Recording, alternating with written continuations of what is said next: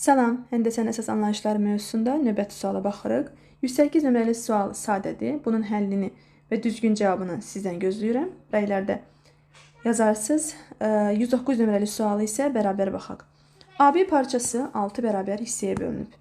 Əvvəlcə AB parçasını çəkirəm. Bunu 6 bərabər hissəyə böləcəm. 1, 2, 3, 4, 5 və olsun 6. Bu AB parçası. İkinci və 5-ci hissələrin ortalar arasındakı məsafə 27-dir. Deməli, ikinci və 5-ci hissələrin ortalar arasındakı məsafədir.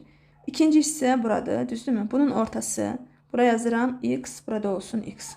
Və 5-ci hissənin ortası, burada x olacaq, bu da x olacaq. Çünki bu parça bərabər hissəyə bölünüb.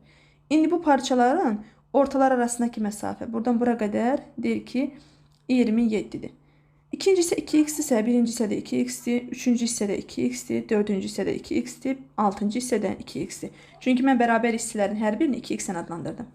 İndi bu hissə deyir ki, buradan bura qədər məsafə 27-dir. Burada neçə x var cəmi? 2, 4, 6x var. 6x bərabərdir 27-yə. X olacaq, 3-ə bölsəm 2-də 9.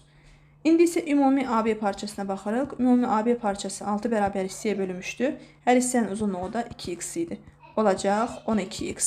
12-ni də vuracam 2-də 9-a, olacaq 54. Deməli, AB parçasının uzunluğu 54 cm bərabərdir.